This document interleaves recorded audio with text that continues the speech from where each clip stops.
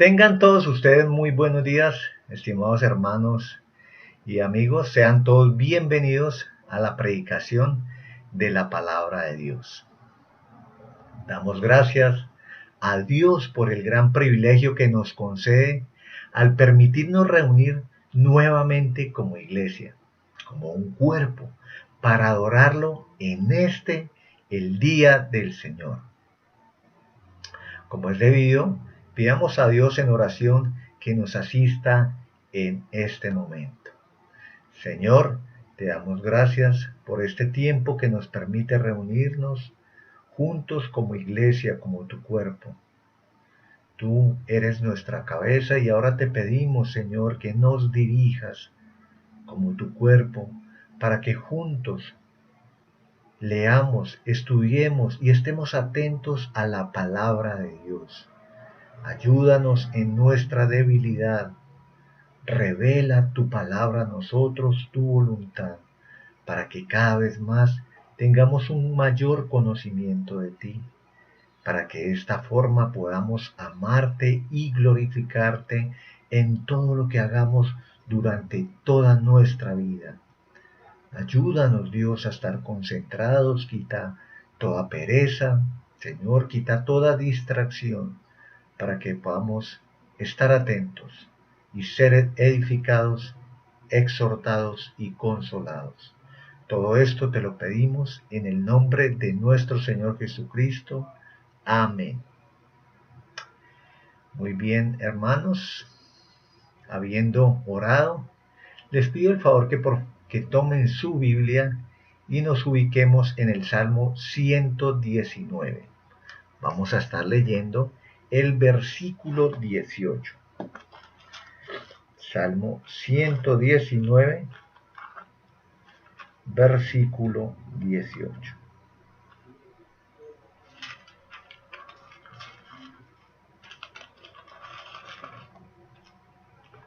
Dice así la palabra de Dios. Abre mis ojos y miraré las maravillas de tu ley. El título de nuestro estudio de la predicación es la oración del creyente para conocer a Dios. La oración del creyente para conocer a Dios.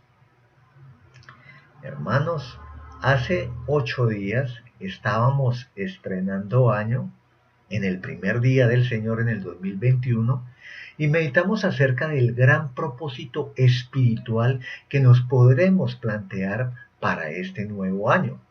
Estuvimos meditando en el pasaje de Romanos, donde Dios, por medio de Pablo, manda a los creyentes a no amoldarnos a las costumbres y pecados de este mundo, sino a dejarnos transformar por medio del conocimiento de Dios en su palabra.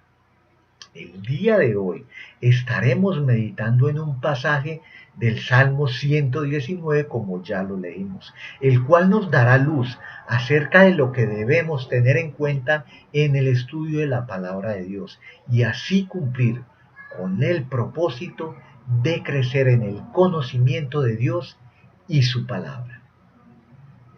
El Salmo 119 es un precioso poema donde el salmista exalta y glorifica a Dios y a su palabra. De esta manera, al leer el Salmo, se observa un uso continuo de sinónimos que hacen alusión a las Escrituras.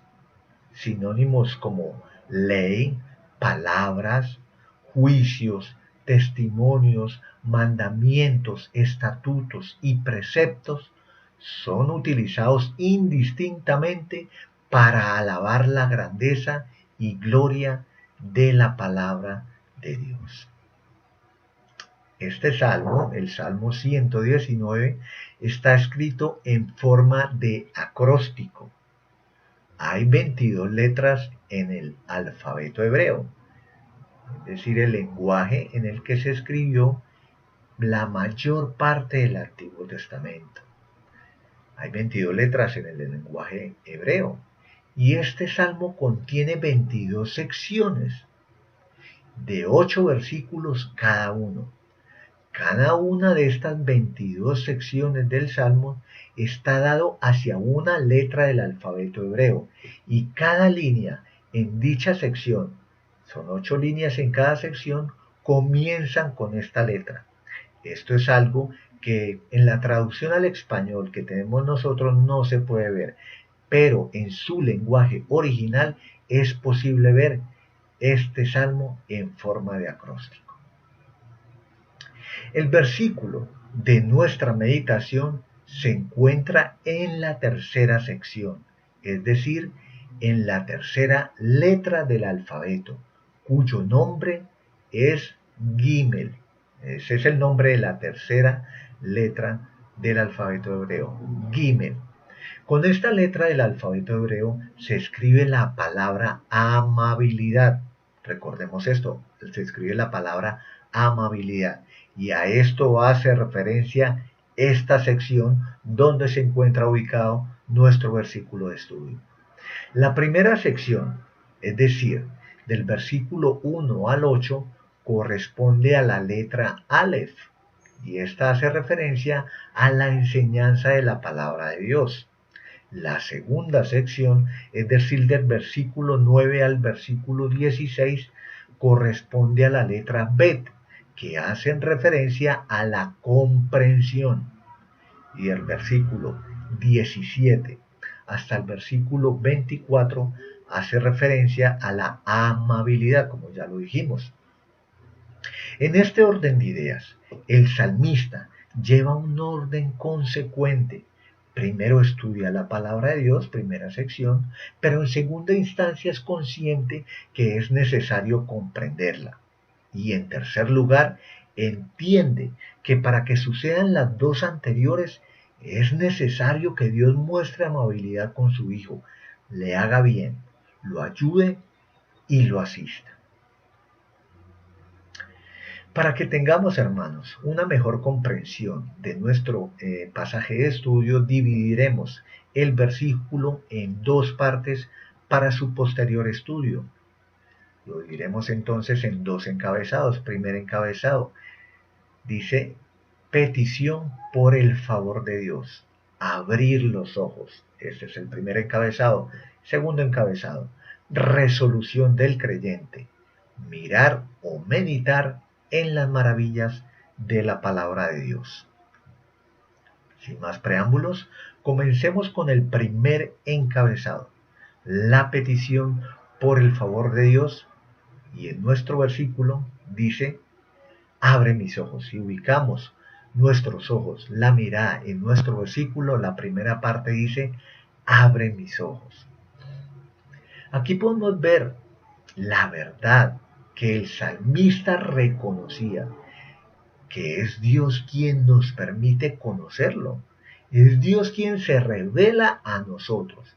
Es Dios quien nos busca y no lo contrario, como muchas veces asumimos arrogantemente cuando pensamos que fue nuestra bondad la que nos permitió venir a su conocimiento, o cuando al haber acumulado conocimiento de Dios nos sentimos mejores que otros, cuyos vidas no han alcanzado ese conocimiento, olvidando de esta manera que si lo alcanzamos, si tenemos tal conocimiento, fue porque Dios abrió nuestros ojos y nos permitió conocerlo.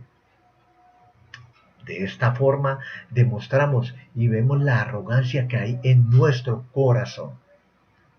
Entendemos entonces que lo que el salmista reconoce es que Dios es quien se revela a nosotros y nos permite conocerlos.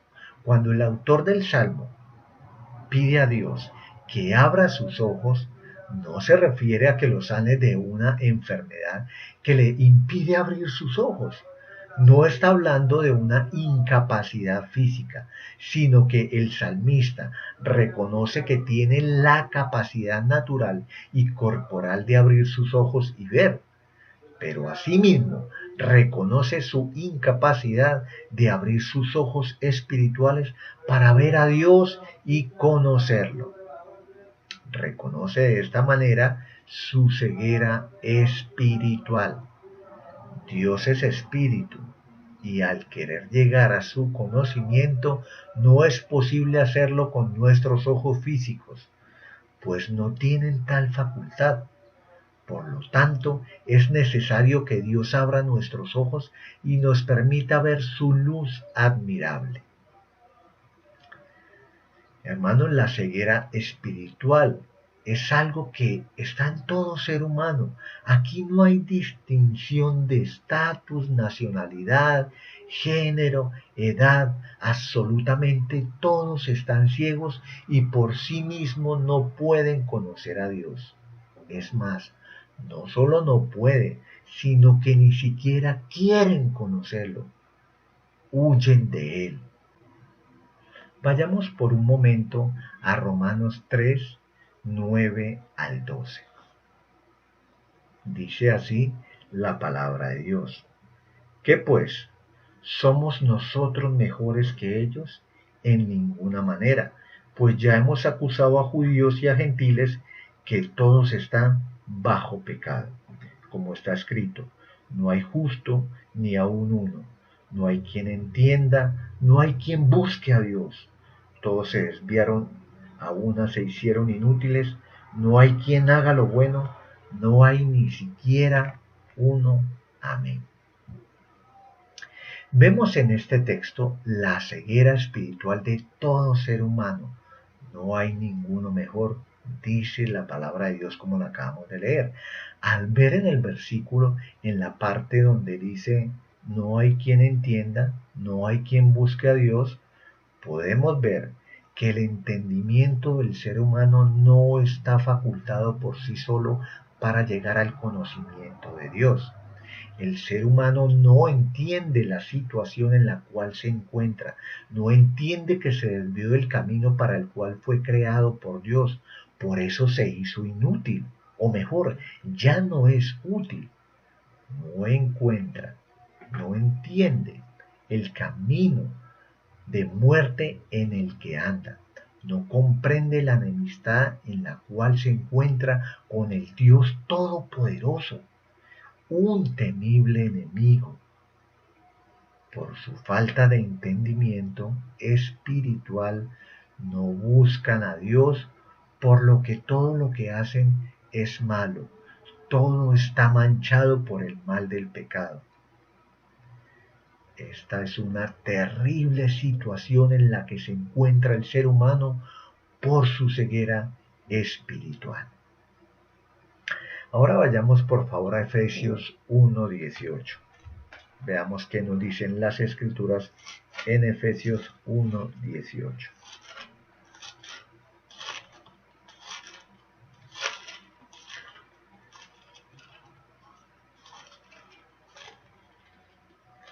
Dice así la palabra de Dios: alumbrando los ojos de vuestro entendimiento, para que sepáis cuál es la esperanza a que Él os ha llamado y cuál es la riqueza de la gloria de su herencia en los santos. Amén. Aquí el apóstol Pablo anuncia a la iglesia de Éfeso que Dios es quien abre los ojos del entendimiento para conocer su voluntad. Y esta es la oración que Pablo hace por sus hermanos de Éfeso. De nuestra parte, esta también debe ser nuestra oración, no solo por nosotros mismos, sino también por nuestros hermanos y pastores.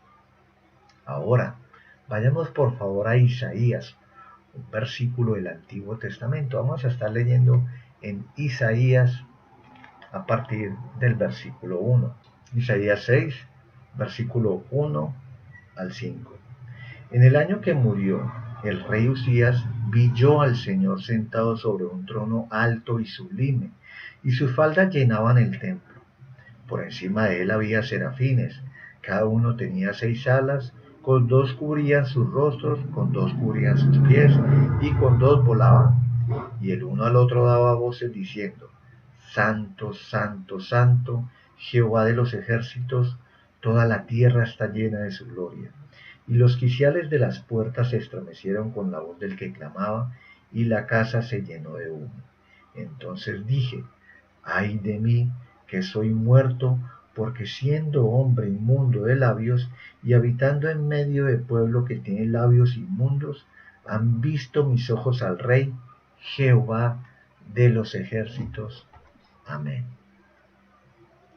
En este texto, la escritura nos muestra que el profeta Isaías se le otorgó ver al Señor, y cuando esto sucedió, entonces pudo conocer su pecado e indignidad.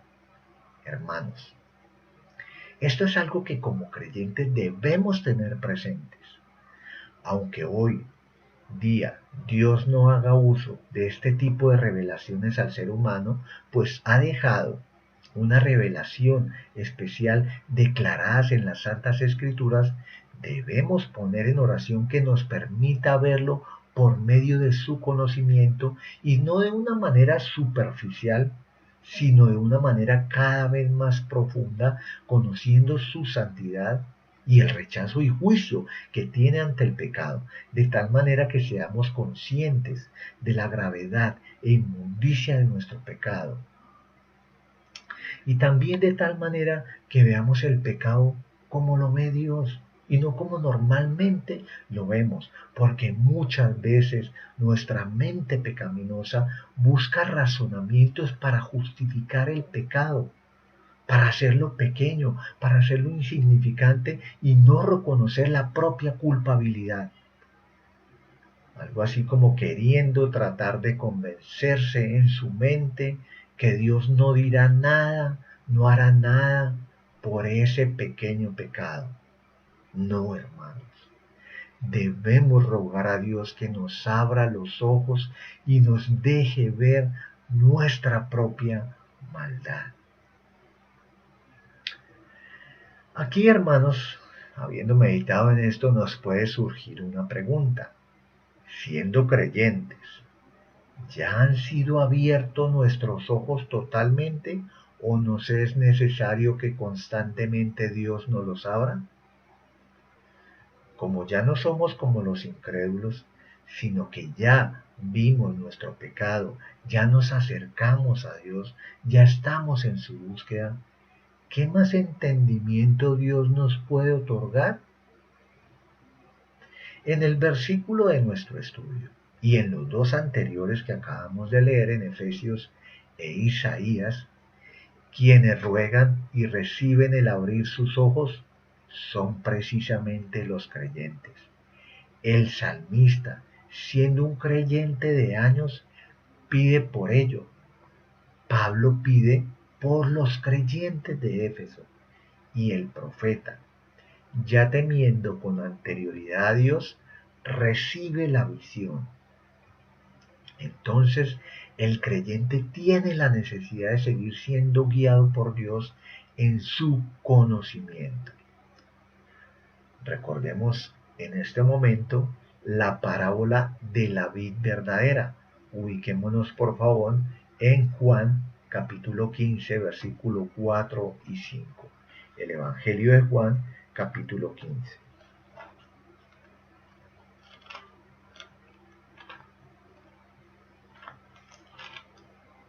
Versículo 4 y 5. Dice así la palabra de Dios. Permaneced en mí y yo en vosotros. Como el pámpano no puede llevar fruto por sí mismo si no permanece en la vid, así tampoco vosotros si no permanecéis en mí. Yo soy la vid, vosotros los pámpanos, el que permanece en mí y yo en él, éste lleva mucho fruto, porque separados de mí, nada podéis hacer. Amén. Hermanos, la palabra de Dios nos deja claro que es permaneciendo asidos a Cristo y Él a nosotros que podemos llevar fruto. En otras palabras, toda la vida cristiana es una carrera en la cual recibimos de la vida y el alimento de Cristo. Por sí solos no podemos caminar el camino de justicia. Por sí solos nos desviaremos al mal. Necesitamos el pan de vida que es Cristo. necesitamos que la luz de Cristo abra nuestros ojos y nos permita que el conocimiento de las Escrituras no solo sea un conocimiento intelectual, que no sea solo ortodoxia muerta, sino que sea una fuente de agua viva que salte para vida eterna. De esta forma es necesario, primeramente, reconocer de manera humilde nuestra incapacidad de entender su palabra por nuestra propia cuenta. Reconocer que solo Dios puede revelarse a nosotros por su palabra e iluminarnos cuando estemos leyéndola, estudiándola y meditándola, pues no seremos iluminados automáticamente, sino que Dios actuará en nosotros cuando nos esforcemos en ello. Por último, debemos reconocer que tenemos el privilegio y responsabilidad de poner en oración esto de que sean abiertos nuestros ojos. Bien, hermanos, con este pensamiento llegamos a nuestro segundo encabezado. El segundo encabezado, como ya dijimos en principio, es la resolución del creyente, que dice, si nos ubicamos en el versículo, pongamos nuestros ojos en el versículo 18, dice, y miraré las maravillas de tu ley. Hermanos, si en la primera parte meditamos en la amabilidad del Padre para con sus hijos en abrir sus ojos, en la segunda parte meditaremos en la responsabilidad del ser humano en ver las maravillas de la ley de Dios. Si en la primera parte hablamos de la obra de Dios, en la segunda parte meditaremos en la obra del hombre. Entonces, estamos hablando aquí de una obra sinérgica. Dios fielmente y amablemente cumple su parte, es decir, abre nuestros ojos, pero el creyente debe ser responsable de destinar parte de su tiempo en la búsqueda de Dios, en la meditación y en el estudio de su palabra. El salmista, de esta forma, complementa su oración a Dios. Él no solo pide para que sean abiertos sus ojos, sino que tan pronto recibe la respuesta, se ha determinado ver las maravillas de su ley. Ha resuelto dedicar tiempo para comprobar la buena, agradable y perfecta voluntad de Dios. Entonces, su oración tiene un propósito, el cual sin lugar a dudas es adorar y glorificar a Dios y su palabra, como dedica todas las estrofas de este hermoso salmo. Hermanos, meditemos en que asimismo nuestras oraciones deben estar enfocadas primeramente en buscar a Dios, recordando las palabras del Señor Jesús. En Mateo 6:33 dice así, mas buscad primeramente el reino de Dios y su justicia, y todas estas cosas os serán añadidas. Debemos confiar en que Dios suplirá todo lo que necesitemos si le damos a Él el primer lugar. Así con ello signifique dejar a un lado algunos gustos, deseos o pasatiempos que no permiten que le adoremos y crezcamos en su conocimiento. Si partimos de la verdad, que Dios es la fuente suprema de gozo y plenitud, y que Él tiene todo lo que el ser humano necesita para ser feliz, y no solo lo tiene, sino que quiere darlo al ser humano, entonces, ¿por qué parece que algunas veces nos esforzamos más en buscar lo terrenal y pasajero? ¿Por qué no nos rendimos a Dios en arrepentimiento y fe?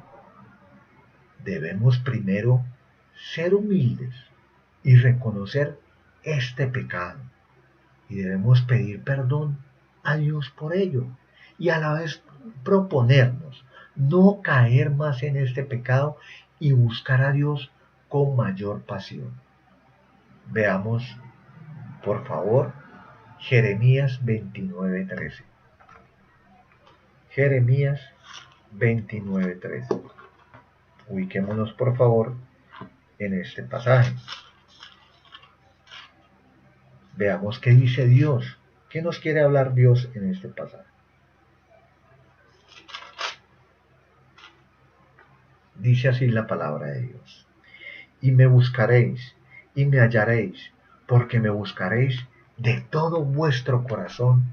Amén. Cuando empezamos a conocer de Dios nuestra vida, si nos remontamos a ese momento cuando empezamos a conocer de Dios, nuestra vida estaba henchida de nobles sentimientos hacia Dios que nos hacía buscarlo con fuego, con deseo, con necesidad, con pasión. Pero a lo largo que el tiempo pasaba, el primer amor se fue desvaneciendo. Es hora entonces de recuperar ese primer amor, orando, meditando en su palabra, asistiendo a los medios de gracia, ya sea presencial o virtual, según sea el caso. Busquemos a Dios de todo corazón y sin lugar a dudas lo hallaremos como lo dice su palabra, porque Él mismo se revelará a nosotros. Dios se place, Dios se agrada en que le busquemos de corazón, con todo nuestro ser y no a medias, que lo busquemos en arrepentimiento porque al corazón contrito y humillado Él no lo desprecia. Volviendo a nuestro texto, el salmista declara algo muy especial, que en todo el salmo, hasta el momento, hasta el versículo 18, no lo ha dicho. Pues al hablar de la excelencia de la ley de Dios, ahora lo acompaña del sustantivo maravillas. De esta forma declara que la ley de Dios produce en el creyente admiración. Su ley es sorprendente. Como ya se mencionó, a lo largo de todo el Salmo 119, el salmista usa las palabras ley, testimonio, mandamientos, estatutos, juicio, palabra, los utiliza como sinónimos para referirse a la voluntad de Dios para con el hombre. Sin embargo, también el pueblo de Dios, y en este caso el salmista David, no olvida lo que sucedió, no olvida la historia, es decir, las proezas de cómo Dios los libró de la esclavitud de Egipto con mano poderosa. Vayamos a un texto del Antiguo Testamento. Por favor, ubiquémonos en Éxodo 20, 1 al 2. Éxodo 20, 1 al 2, un texto muy conocido por nosotros. Dice así la palabra de Dios. Y habló Dios todas estas palabras diciendo: Yo soy Jehová tu Dios, que te saqué de la tierra de Egipto, de casa de servidumbre. Amén. Entonces, vemos que los mandamientos de la ley de Dios que dio a su pueblo están escritos con el preámbulo de lo que Dios hizo por ellos. Es decir, Dios, antes de darles los mandamientos, les recordó qué había hecho por ellos. Por esta razón, el salmista afirma que su ley es maravillosa, pues les recuerda qué hizo por ellos, qué quiere de ellos y qué hará por ellos. El rey David recuerda cómo Dios luchó por ellos para poseer la tierra prometida, cómo los estableció en la tierra que había prometido a Abraham y cómo los organizó como un pueblo especial con un rey. Para su pueblo era maravilloso ver cómo Dios había sido fiel y cumplido con todo lo que había prometido.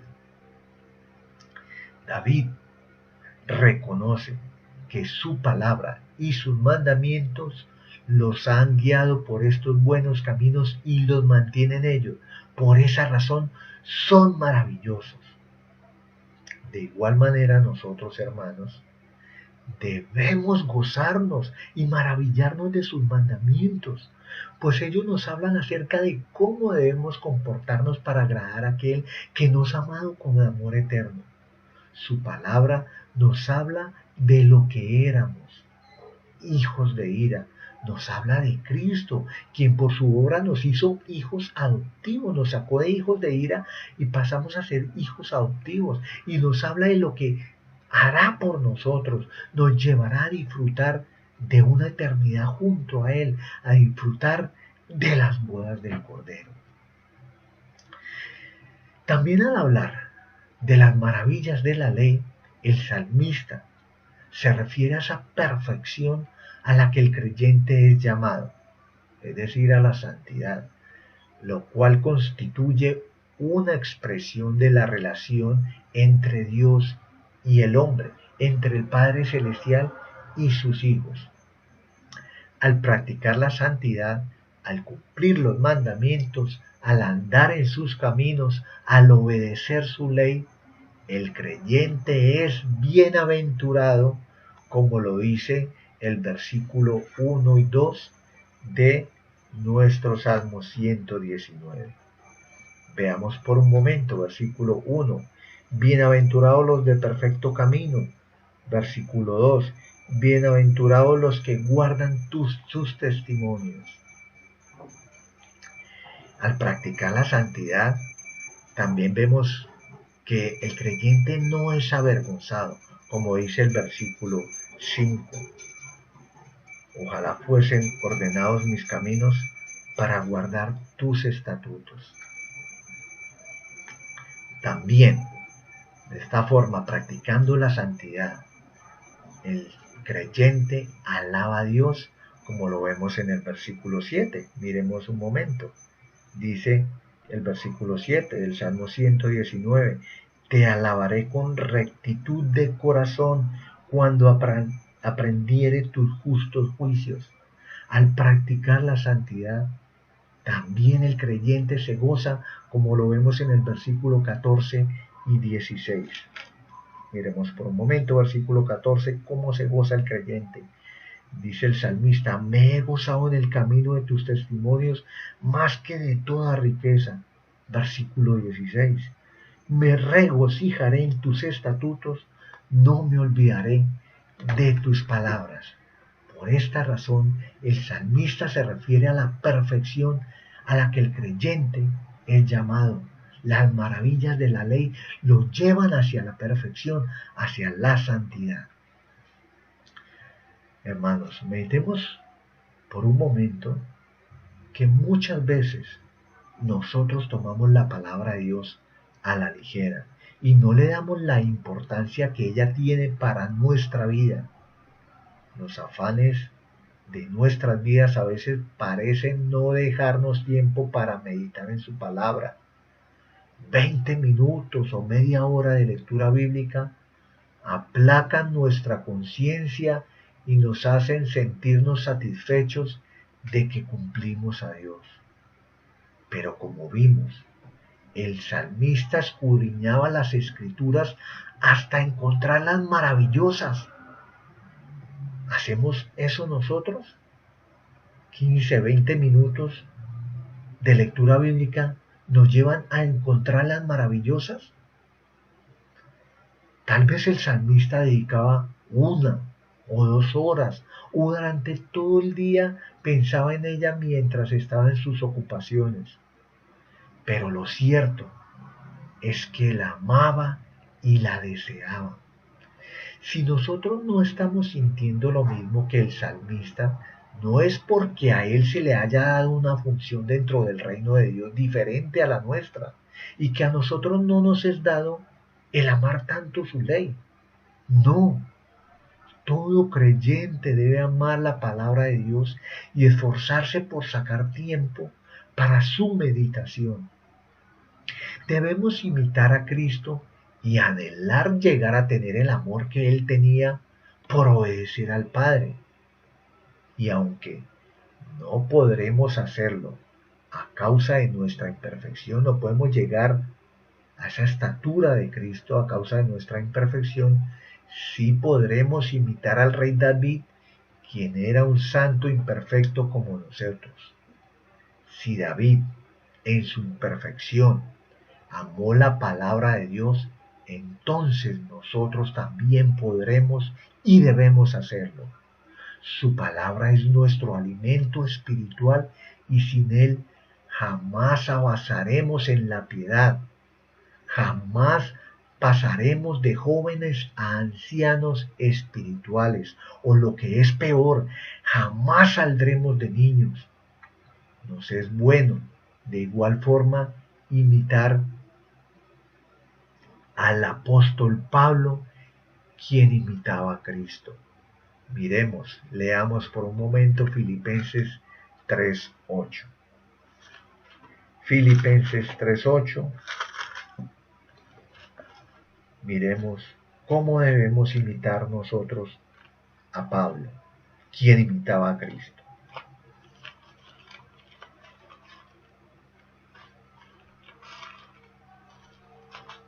Dice así la palabra de Dios. Y ciertamente aún estimo todas las cosas como pérdida por la excelencia del conocimiento de Cristo Jesús, mi Señor, por amor del cual lo he perdido todo y lo tengo por basura para ganar a Cristo. Amén. Hermanos, si cualquier cosa que estimemos lo ponemos en comparación con Cristo, no es nada, es como basura. Solo Cristo y alcanzar su conocimiento es la excelencia. Como una forma de dar gloria a Cristo, debemos tener en cuenta que el salmista oraba para que pudiera ver las maravillas de la ley. Vayamos por un momento a Romanos 10:4. Miremos qué nos dicen las Escrituras acerca de la ley. Romanos 10:4.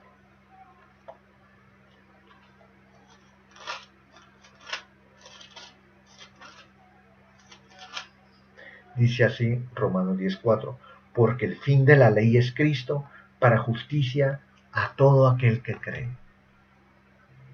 Con esto concluimos que la mayor maravilla de la ley de Dios es Cristo mismo.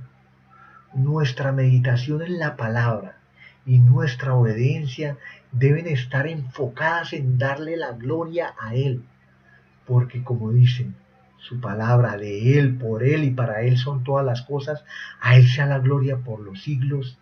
Amén.